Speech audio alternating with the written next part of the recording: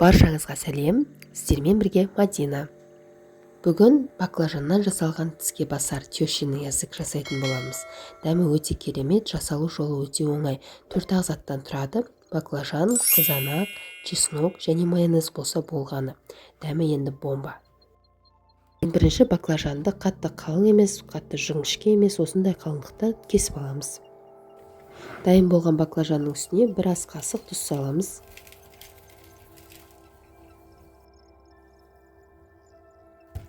Мұздай суды бататындай етіп құйып, 1 сағатқа бетін жауып қалдырамыз.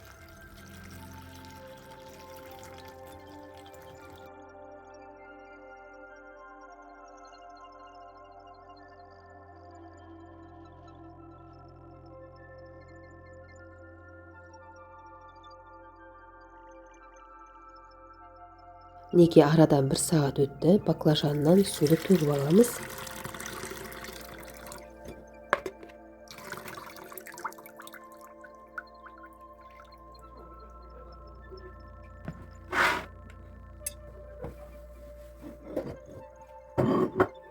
Бізге қуыруға 3 жұмыртқа, шым тұз керек болады.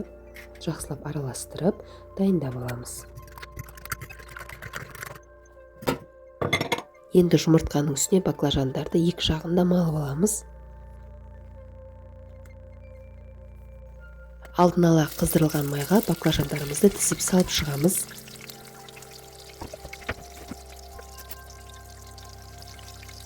Үш-4 минутта баклажандарымыз пісіп шығады. Bir жағы қызарып піссе, екінші жағы өте тез піседі. Мұқият болыңыздар, күйіп кетпесін.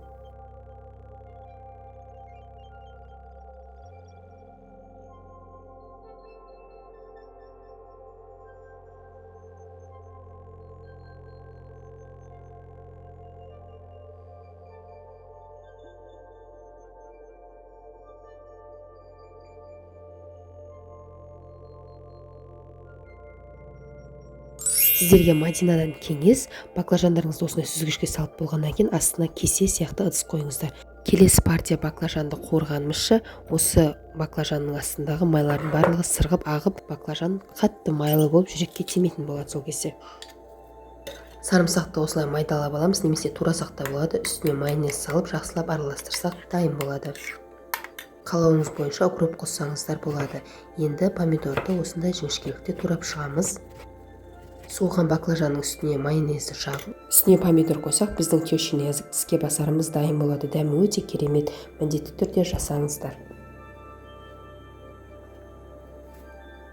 Видеоны соңына дейін тамашалағандарыңызға рахмет. Сіздермен бірге болған Мадина. Неге осы тіске басар тещинный язык деп аталады? Қалай ойлайсыздар? Жауаптарыңызды комментарияда күтемін. Видеом ұнаса, жақындарыңызбен бөлісуді ұмытпаңыз.